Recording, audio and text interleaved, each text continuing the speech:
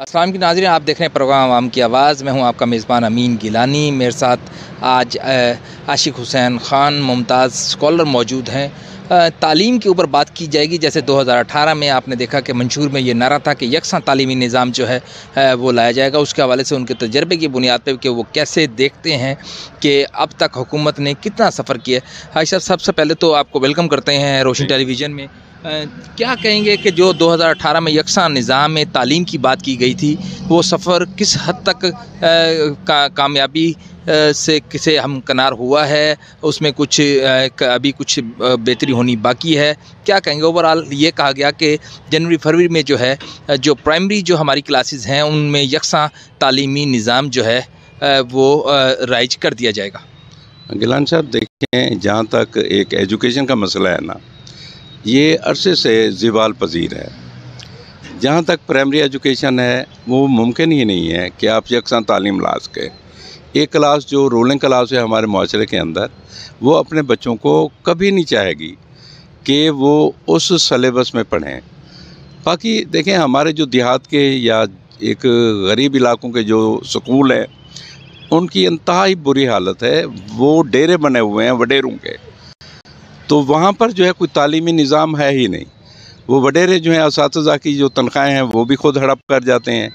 वो बिल्डिंग्स जो हैं स्कूल की वो भी उनकी तहवील में हैं जहाँ पर उन्होंने मवेशी बांधे हुए हैं। उसके अलावा देखें, जब हम हायर एजुकेशन की तरफ आते हैं कॉलेजेस लेवल पे, बेसिक साइंस सब्जेक्ट्स के लिए होता है प्रैक्टिकल वर्क। गवर्नमेंट ने ये किया है कि कोई जो ग्रांट्स वगैरह मिलती थी लैब्स के लिए या केमिकल्स परचेज़ किए जाते थे या जो इंस्ट्रूमेंट लिए जाते थे वो भी अवेलेबल नहीं है। एक तरफ तो हम साइंस सब्जेक्ट पढ़ा रहे हैं और वो भी इस तरह पढ़ा रहे हैं जैसे इस्लामियात हम पढ़ा रहे हैं, without any practical science subject जो है वो पॉसिबल नहीं है पढ़ाना। उसके बाद सबसे बड़ी हमाकत जो गवर्नमेंट से हुई, इन्होंने BS प्रोग्राम शुरू करा दिया कॉलेजेस के अंदर, जबकि कॉलेजेस के अंदर जो है स्टाफ मौजूद ही नहीं है, वो क्वालिफाइड ही नहीं है। वो उन बच्चों को BS प्रोग्राम के तहत जो एडमिट हुए हैं उन्हें एजुकेट ही नहीं कर पाते, उन्हें फैसिलिटेट नहीं किया गया। स्टाफ भी पूरा नहीं है। वो 5 महीने या 9 महीने के लिए एक CTA रखते हैं, यानी 45,000 40,000 तनख्वाह दे के उससे काम लेते हैं। आप मुझे ये बताएं कि जो शख्स 5 माह के लिए भर्ती होगा उसकी क्या अटैचमेंट होगी डिपार्टमेंट से? उसने सिर्फ अपनी सैलरी लेनी है, सैलरी लेने के बाद वो जो है रुखसत हो जाएगा। इवन ये है कि मेरे तजर्बे के मुताबिक जब हम उसे हेड बनाते हैं किसी डिपार्टमेंट का, वहाँ जो सामान पड़ा होता है या जो एसेट्स होते हैं कॉलेज के वो भी ले जाता है। तो गवर्नमेंट को ये चाहिए कि एक प्रॉपर जो है एजुकेशन सिस्टम जो वो लाए, तमाम बेसिक फैसिलिटीज़ जो हैं वो जो है कॉलेजेस को दी जाए। और दूसरा एक सबसे बड़ा जो अलमिया है, हमारे यहाँ कॉलेजेस के जो प्रिंसिपल्स बनाए जाते हैं वो प्रमोशन की बुनियाद पर बनाए जाते हैं कि जी उसकी इतना एज हो गया, उसका 20वां स्केल है, हालांकि उस वक्त वो ख़त्म हो चुका होता है, एनर्जी होती ही नहीं है।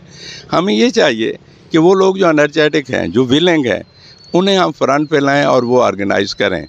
गिलान साहब, अगर ये एक अलमिया रहा तो आप ये देखें कि हमारे पास BS प्रोग्राम के तहत जो बच्चा क्वालिफाई होके आता है उसका स्टैंडर्ड जो है FSC के बराबर ही नहीं होता जो पुराने लोग फिरते हैं। तो हम बिल्कुल एक कोलैप्स कर रहे हैं इस सिस्टम को। आप देखें, बैकबोन होता है कि एजुकेशन जो है किसी भी सोसाइटी की, मुआशरे की, अगर हम इसे स्पैल कर बैठे तो फिर आप देखें कि हम एक फॉरेन कंट्रीज़ के साथ कैसे कंपेयर करेंगे। हम ग्लोबल वर्ल्ड का एक हिस्सा हैं, उसे हम कैसे फेस करेंगे, हमारे बच्चे कैसे प्रमोट होते हैं। अब होता यह है कि हमारी सोसाइटी की जो करीम है, इदारे की जो करीम है, वो फ़ौरन सोचती है हम बाहर चले जाएं और बाहर जाकर वो जॉब ढूंढें। अब हमारी जब एक एजुकेटेड क्लास है वो बाहर चली जाती है, फिर वो वापस नहीं आना चाहती। और दूसरा एक सबसे बड़ा अलमिया जो यूनिवर्सिटियों में देखा गया है, वहाँ पर पॉलिटिक्स है, एक ग्रोहबंदी है वहाँ पर। दूसरी बात यह है कि डिपार्टमेंट में पहले हम लोग जब एजुकेशन लेते थे उस वक्त बच्चे क्लासरूम में होते थे या लाइब्रेरी में, अब वो कंटीन पर होते हैं और टीचर जो स्टाफ रूम में होते हैं, चाय पी रहे होते हैं या स्मोकिंग कर रहे होते हैं। तो हमें ये कम से कम ये चेंजेस लानी चाहिए। अच्छा, दूसरा एक बड़ा अलमिया जो है, PhD स्कॉलर आते हैं वहाँ से, किसी स्पेशल जिन टॉपिक पे उनकी PhD होती है, जब यहाँ पर आते हैं तो उन्हें प्रमोशन की बुनियाद पर क्लैरिकल जॉब दी जाती है, प्रिंसिपल बना दिया जाता है। हालांकि उन्हें रिसर्च का शोभा देना चाहिए, उन्हें फैसिलिटेट करना चाहिए कि हमारे बच्चे जो यहाँ से बाहर जाते हैं पीएचडी करने, वो यहाँ पर बैठकर पीएचडी करें और कम से कम एक्सपेंसेस में वो अपना जो है एक टारगेट अचीव कर लें। तो ये चंद, अच्छा इसके अलावा एक सबका गवर्नमेंट ने पेफ प्रोग्राम शुरू कराया था, वो था एजुकेशन फाउंडेशन का। जो हमारे प्राइमरी स्कूल थे वो लोगों को दे दिए गए। अब वो जो मालकान हैं पेफ इदारों के, उसके लिए डिसाइड ये हुआ था कि 7,000 पर टीचर जो है सैलरी मिलेगी। अब 7,000 उन्हें नहीं मिलता, उन्हें 3,000 4,000 दे के साइन जो करा लिए जाते हैं वो 7,000 पे करा लिए जाते हैं, और उसमें middle pass matric pass staff जो है वो पढ़ा रहा है। आप मुझे बताएं जिनकी अपनी क्वालिफ़िकेशन ये होगी, हमारा जो आगे स्टाफ निकलेगा उसका स्टैंडर्ड क्या होगा। तो ये तमाम चीज़ें हैं जो गवर्नमेंट को खातिर में लानी चाहिए और उन्हें कॉन्शियस होना चाहिए कि हम किस तरह आवाम को या बच्चों को लेकर जा रहे हैं। ये तो सारा सिस्टम कोलैप्स हो जाएगा और हम एग्जिस्ट ही नहीं कर पाएंगे, सर्वाइव नहीं कर पाएंगे। तो इसके लिए हमें जो है थोड़ा सा कॉन्शियस होना चाहिए। और वो तबके जो असम्बली में बैठे हैं, पार्लियामेंट में बैठे हैं, पहली बात तो ये है कि वो एजुकेटेड नहीं है, वो लोअर एजुकेटेड हैं। उन्हें यानी एक कानून साजी का कोई तरीका ही नहीं आता। वो एक नस्ल दर नस्ल जैसे 5-6 लोग चले आ रहे हैं असम्बलियों के अंदर, वो ख़ानदानी एक गिरफ्त है उन पर। जब तक यहाँ पर एक एजुकेटेड तबका वो नहीं आएगा असम्बलियों में, तो कोई नई रिफॉर्म जो है वो सामने नहीं आ सकती। और ये हम कहना या एक स्लोगन देना किसी गवर्नमेंट का भी, चाहे देखें ये गवर्नमेंट कोलैप्स हो जाए, आने वाली गवर्नमेंट जो है उसकी भी हालत यही होगी कि हमारा बेसिक स्ट्रक्चर जो है वो बिल्कुल टूट चुका है, उसका कोई स्ट्रक्चर नहीं है। अब आप देखें अगर हम दीगर कंट्रीज़ की तरफ जाते हैं, वहाँ पर पार्लियामेंट में वो लोग आते हैं जो क्वालिफाइड हों। ईरान का हवाला ले लें, वहाँ पर पीएचडी से कम पार्लियामेंटेरियन नहीं होता। तो हम पता नहीं कहाँ सोए हुए हैं। तो सारे ये मसाइल जो हैं गवर्नमेंट को पहली फुर्सत में जो है वो करने चाहिए, देखना चाहिए। और सबसे पहले बेसिक फैसिलिटीज़ जो हैं स्कूलों की, कॉलेजों की, यूनिवर्सिटियों की, उनके लिए फ़ंड जो हैं वो प्रोवाइड करें। एचईसी डिपार्टमेंट है वो ठीक है, बच्चों को भेजता है बाहर पीएचडी के लिए, उसमें पीएचडी स्कॉलरशिप के लिए एक्सटेंशन लेना मुश्किल हो जाता है। जब बाहर का एक सुपरवाइज़र तंग करता है किसी भी स्टूडेंट को, उसे एक्सटेंशन नहीं मिलती, वो बेचारा 3-4 साल के बाद काम करके वो वापस आ जाता है और बड़ा परेशान होता है। और उसके लिए 2-3 करोड़ का बॉन्ड जो है पेरेंट्स से वो भरते हैं। अब उसे रिकवर करना ये बड़ा एक प्रॉब्लम होता है, पूरा फैमिली जो कोलैप्स हो जाता है। तो ये हमारे इश्यूज़ हैं जिस पे गवर्नमेंट को जो है सोचना चाहिए, या वो तबके जो कंट्रोलिंग अथॉरिटी हैं उन्हें इस बारे में कॉन्शियस होना चाहिए कि हमारे ये तालीमी इदारे जो हैं उन्हें देखें, उन्हें डीपली ऑब्ज़र्व करें और एक ऐसा ग्रुप बनाएं लोगों का जो इन चीज़ों को समझें, जो साहिब इल्म हों, साहिब नॉलेज हों, उन्हें सलीका और तरीका आता हो, जो करैक्टरफुल हों। वो ये नहीं कि सिर्फ फंड खाने के लिए वो आकर बैठ जाएँ चेयर्स पर और इदारे जो है हमारे कोलैप्स हो जाएँ। Thank you too much. नाज़रीन, जो है इस टाइम मेरे साथ प्रोफेसर आशिक हुसैन ख़ान मौजूद थे, जो लोअर एजुकेशन और हायर एजुकेशन के हवाले से अपने तजर्बे की बुनियाद में जो नकाइस मौजूद थे, यकसन तालीमी निज़ाम के हवाले से भी हमने बात की उनसे।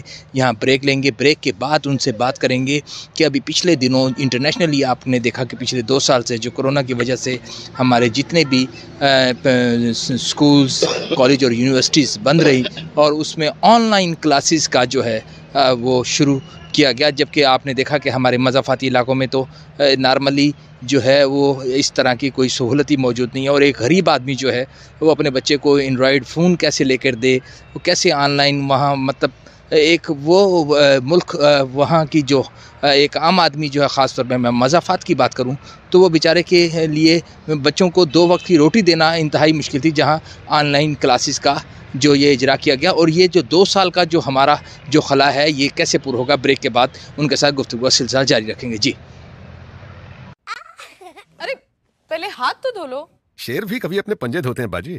पंजे तो चूहे भी नहीं धोते मामू। शेरों के पंजे भी अब से धुलेंगे, जो रोकेंगे टोकेंगे हो। खाने से पहले सदा हाथ धोना कभी भी ना भूलेंगे हो। जो माँ ने सिखाया वो सबको सिखाएंगे, एवरीबॉडी हाथ धो। ना पहले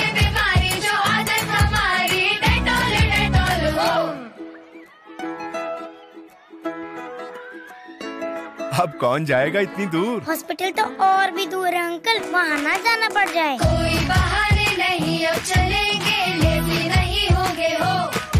इन्फेक्शन मिटाएंगे, सबको सिखाएंगे, डेटॉल डेटॉल हो। खाने से पहले सदा हाथ धोना, कभी भी ना भूलेंगे। अच्छा बताओ, अब यहाँ कैसे होगा तुम्हारा डेटॉल डेटॉल हो? घर हो या बाहर हो, पानी हो या ना हो, डेटॉल डेटॉल हो। कौन सा कीचड़ लगा, साफ ही तो है। परवाही नहीं, नहीं नहीं नहीं, सही से हाथों को धो, ना पहले बीमारी जो आदत हमारी, डेटॉल डेटॉल हो। आदत ही सच्ची है, आदत ही अच्छी है, डेटॉल डेटॉल हो। डेटॉल दे आम साबुन के मुकाबले में 100% बेहतर हिफाजत। तभी तो मामा ने सिर्फ डेटॉल का धुला। नाज़रीन, वक्फे के बाद फिर आपकी खिदमत में हाजिर हूँ। मेरे साथ आज मौजूद हैं, आपने देखा बड़ा खूबसूरत इन्वायरमेंट में प्रोफेसर आशिक हुसैन ख़ान, जिनके साथ गुफ्तगू का सिलसिला जारी था। हमारी जो तालीमी निज़ाम की बात की गई, यकसा तालीम, वो किस हद तक वो उसमें कामयाबी हुई और उसमें कहाँ कहाँ खला मौजूद है और उसको कैसे बेहतरी लाई जा सकती, वो अपने तजर्बे की बुनियाद पर आपसे शेयर कर रहे थे। सर, क्या कहेंगे कि पिछले 2 साल से कोरोना की वजह से हमारी कुछ जो सूरत हाल आपने देखा कि इंटरनेशनली वो सूरत हाल ऐसी थी, ना कि पाकिस्तान में, लेकिन जब स्कूल और कॉलेजेस यूनिवर्सिटीज़ बंद कर दी गई तो उसमें ऑनलाइन क्लासेस का जो है वो शुरू करा दी गई बच्चों की। जबकि आपने देखा कि हमारे जो नॉर्मली जो है वो बच्चे तो स्कूल में जाकर जो है वो रूटीन में जाकर उनके लिए पढ़ना मुश्किल होता है, तो वो फिर उसमें दो मेरा नुक्ता नज़र है। एक ये कि वो एंड्रॉयड मोबाइल उनके जो पेरेंट्स जो हैं वो 4-5 2 बच्चे जो हैं उनको कैसे लेके दें, उनको नेट तक एक्सेस, नॉर्मली आपके बूस्टर नहीं है वहाँ पर, मसाफात में सिग्नल नहीं आते हैं, वो कैसे ज्वाइन करें। और फिर उसके बाद जो इंतहाई जो लम्हा फ़िक्र है कि बच्चों के जो है वो ऐसे जो थे कि उनको इस बुनियाद पर पास कर दिया गया कि उनके पिछले साल के जो नंबर्स थे या उनका वो जो कारकर्दगी थी उसकी बुनियाद के ऊपर बाज़ औक़ात तो मैं ये समझूंगा कि कई जगह मैंने बैनर्स जो है सर लगे देखे कि 1100 में से जो है वो 1100 नंबर ले लिए। तो क्या आपके तजर्बे में कभी ऐसा इत्तफाक हुआ कि कभी किसी स्टूडेंट ने 1100 में से 1100, 1000 में से 1000, 900 में से 900, ये कैसे ये दो साल का जो खला था इसमें कैसे बेहतरी आ सकती है? जी गिलानी साहब, ये सिर्फ 2 साल का खला नहीं है। इससे पहले आप चले जाएं, 1100 में से 1090, 1080 मार्क्स आते हैं। माशाल्लाह आप एजुकेटेड हैं, लिटरेचर सब्जेक्ट्स ख़ास तौर पर इंग्लिश हो, उर्दू हो, उनमें पूरे मार्क्स लेना इम्पॉसिबल है। अच्छा, इसी तरह साइंस सब्जेक्ट्स हैं, उनके प्रैक्टिकल होते हैं। अगर सही असेसमेंट की जाए तो जहाँ पर प्रैक्टिकल होता ही नहीं है वहाँ पर हम प्रैक्टिकल में पूरे मार्क्स जो हैं वो अवॉर्ड करते हैं, जिस बुनियाद पर मेरिट्स बनते हैं। और इदारे ख़ास तौर पर जो बेनिफिट उठाते हैं वो हमारे प्राइवेट इदारे हैं जो ब्लड शक्कर हैं, आवाम को डिस्टर्ब कर रहे हैं, बहुत ज़्यादा इनकी फ़ीसें हैं। अब जैसे आपने बात की है कि कोविड के दौर में 2 साल यानी ये जो ऑनलाइन क्लासेस हुई, हमारे जो एक देहाती स्टूडेंट है उसकी वो तो कुछ नहीं जानता ना, उसके पास फैसिलिटीज़ नहीं है ऑनलाइन कि वो एजुकेशन अचीव करे। और दूसरी बात देखें कि एक टीचर जब आपके सामने होगा, वाइट बोर्ड पे होगा, वो आपको पढ़ा रहा होगा, आप क्वेश्चन करेंगे, उसका एक रिएक्शन होगा, उसे असेस करेंगे आप बच्चों को भी कौन लर्न कर रहा है कौन नहीं कर रहा। तो इन्होंने 800 बच्चों का आप इमेजिन करें, एक ही बोर्ड के अंदर 900 में से 900 मार्क्स हैं, 1100 में से 1100 मार्क्स हैं। अब आगे चल कर आप फिर एंट्री टेस्ट आएगा, आप मुझे बताएं वो स्टैंडर्ड्स कैसे आप मुतय्यन करेंगे।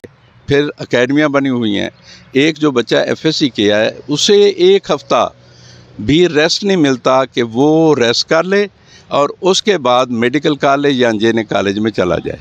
तो पेरेंट्स जो हैं बहुत ज़्यादा वरीड हैं इस हवाले से कि ये जो सिलसिला है। दूसरी बात यह है कि जो एक पैटर्न तजवीज़ किया गया है पेपर का कि एक बच्चे ने अगर सब कुछ लिख दिया है, जैसे एक हेल्पिंग बुक में है, तो उसे पूरे मार्क्स जो है अवार्ड करो, जबकि पहले ऐसा नहीं होता था। स्टूडेंट जो एक लाइब्रेरी में जाता था, एक टॉपिक के नोट्स बनाता था, जिसका मटेरियल ज़्यादा होता था उसी बुनियाद पर मार्किंग होती थी। तो ये सारा पहले वाला जो सिस्टम है, यानी जो एक बाई एनुअल नहीं था, 2 साल के बाद एग्ज़ाम होता था पार्ट 1 और पार्ट 2 का, उसमें जो है सही जो है असेसमेंट होती थी और बच्चों का मेरिट बनता था। दूसरी बात यह है गिलानी साहब, आपने देखा होगा कि हमारे पास पहले जो डॉक्टर या इंजीनियर था वो ज़्यादा कम्पिटेंट था आज का डॉक्टर या इंजीनियर जो कॉम्पिटेंसी नहीं है, उसमें नॉलेज ही नहीं है।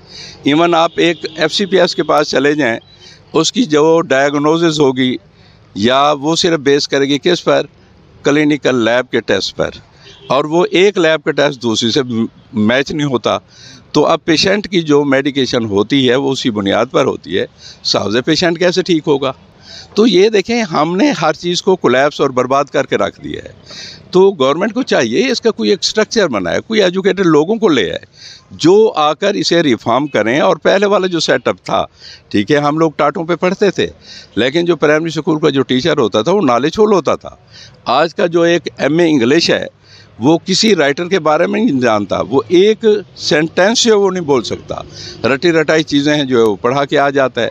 अपनी तरफ से एक लिटरेचर का आदमी, चाहे उर्दू का हो, इंग्लिश का हो, या अरबी का हो, या पर्शियन का हो, वो अपनी तरफ से कोई गुफ्तगू नहीं कर सकता। जो हेल्पिंग बुक में दिया गया है वही वो देगा, प्रोवाइड करेगा बच्चों को। तो उसका जो IQ लेवल है ना बच्चे का, वो डेवलप ही नहीं होता। हम देखा जाए तो ज़हनी तौर पे अपाहज कर रहे हैं आने वाली नस्ल को, और यही रीज़न है कि अब आप देखें वो बिल्कुल फोनेटिकिज़म या इन चीज़ों की तरफ जो है ज़्यादा मैल है। और इसके बाद सबसे बड़ा जो अलमिया हुआ है हमारे इदारों के अंदर, स्कूल लेवल पे या कॉलेज लेवल पे स्पोर्ट्स एक्टिविटीज़ होती थी, एथलेटिक्स होती थी, अब वो हमने सारी ख़त्म कर दी हैं। जब वो नहीं होंगी, बच्चे की नशोनुमा जो है ज़हनी वो नहीं होती, तो फिर वो मूव करता है किसकी तरफ? नेगेटिविटी की तरफ जाएगा। एक वो जाएगा जनाब जुनूनियत की तरफ जाएगा, दहशत गर्दी की तरफ जाएगा। और फिर इससे जो एक बड़ा कई सालों से पब्लिसिस्ट कमीशन जो है वो इनएक्टिव है। जो हमारी यूनिवर्सिटियों से ग्रेजुएट या पोस्ट ग्रेजुएट क्लासेस के स्टूडेंट निकल रहे हैं, उन्हें कोई अपॉर्चुनिटीज़ नहीं मिल रही। जब नहीं मिली तो एक सैचुरेशन हो गया बहुत ज़्यादा। और आप इमेजिन करें, पिछले दिनों मैंने मीडिया पे देखा कि एक MSc जो है ना वो खाकरोब जो है भर्ती हुआ। ये हमारे यहाँ एक अलमी है। अगर हम इन चीज़ों की तरफ तवज्जो नहीं देंगे तो पॉसिबल नहीं है कि हम सस्टेन कर सकें, हम कोलैप्स होते जाएंगे और पूरी नेशन जो है बर्बाद हो जाएगी। Thank you. नाज़रीन, आपने देखा कि बड़ा अच्छा समाप्त किया उन्होंने कि ये जो हमारे आज के बच्चे हैं, हमारे जो यंगस्टर हैं, ये यकीनन जो है कल हमारे मुल्क की जो बागदौड़ जो होगी वो इनके हाथों में होगी। अगर इनको इस तरह का तालीमी निज़ाम जो है उसकी कंटिन्यूटी रखी गई तो यकीनन वो दिन दूर नहीं जिस दिन सर ये जो बच्चे जो हैं हमारे, जैसे आपने बड़ा खूबसूरत आपने बताया कि बच्चों के ऊपर स्पोर्ट्स के हवाले से जो एक्टिविटीज़ थी, तो इसको कैसे बेहतर किया जा सकता है, इस हवाले से थोड़ा सा मैं चाहूँगा कि आखिर में कुछ शेयर कीजिए। हर स्कूल के अंदर PT मास्टर होता था, हर कॉलेज के अंदर DPI होता था, जिसे हम कहते हैं डायरेक्टर ऑफ फिज़िकल एजुकेशन। अब किसी कॉलेज के अंदर ये पोस्ट है ही नहीं। लाइब्रेरियन होता था, लाइब्रेरी को मेंटेन करता था, वो भी किसी कॉलेज के अंदर लाइब्रेरियन नहीं है। तो अब आप देखें कि जब एक स्टूडेंट लाइब्रेरी में नहीं जाएगा, वो सिर्फ मोबाइल पे सिर्फ वो अटैच रहेगा, तो वो क्या लर्न करेगा? देखें, बुक जो है सबको देती है। जब हमसे बुक छिन जाएगी, आप यूरोपियन कंट्रीज़ के अंदर देखें, आप एयरपोर्ट पे जाएं, आप किसी ट्राम में सफ़र कर रहे हों, हर मेल और फीमेल के हाथ में क्या होगी? बुक होगी। यानी वो इतना बुक लवर हैं कि वो लर्न करते हैं, वो सीखते हैं। हम लोगों ने इस चीज़ को छोड़ दिया है। हमारी लाइब्रेरियाँ जो वीरान हो गई हैं, बुक सेलर्स जो थे उनके पास अच्छी अच्छी बुक्स पड़ी हैं, लेकिन परचेज़ करने वाला कोई नहीं है। अपने तजर्बे की बुनियाद पर इस टाइम टेलीविज़न स्क्रीन पर हमारे व्यूवर्स जो देख रहे हैं, जो हमारे वो लोग जो पॉलिसी बनाते हैं, ख़ास तौर पे एजुकेशन की अगर मैं बात करें, तो क्या एडवाइस अपने तजर्बे की बुनियाद पर? देखें, बात यह है कि हमेशा जो एक हैसियत होती है वो होती है सच्चाई की। अगर आप कोई काम नेक नीति से करेंगे, ईमानदारी से करेंगे, ज़रूर वो फ्रूटफुल होगी। अगर हमारी नीयतों के अंदर यही फतूर रहा, हमारे अपने ज़ाती मफादात रहे, तो आप ये देखें हम आने वाली नस्ल को कुछ नहीं दे रहे हैं, हम उन्हें बर्बाद कर रहे हैं। और इसके मुजरिम हम हैं, ना कि कोई फॉरेन एजेंसी है जो इसे कोलैप्स कर रही है। तो हमें क्या करना चाहिए? अपने आप को रिफॉर्म करना चाहिए, सोचना चाहिए कि हम इस मुल्क का हिस्सा हैं, हम इसका कंपोनेंट हैं। अगर हमने इसका केयर नहीं किया तो पूरा मुआशरा जो है बर्बाद हो जाएगा। नाज़रीन, आज हमारे साथ प्रोफेसर आशिक हुसैन ख़ान मौजूद थे। आपने देखा कि उन्होंने तालीम के हवाले से अपने तजर्बे की बुनियाद पर जितने भी बातें की, यकीनन कि अगर इसके ऊपर थोड़ा सा भी हम थोड़ी कोशिश करते हैं इसमें बेहतरी लाने की, तो यकीनन उसमें जो है आने वाला वक्त जो है वो मज़ीद रोशन मुस्तकबिल की जानिब गामज़न हो सकता है। आज के लिए मुझे इतना ही, मुझे इजाज़त दीजिएगा। अपने गिरदोनुमा दोस्तों का ख्याल रखिएगा। अल्लाह निगहबान।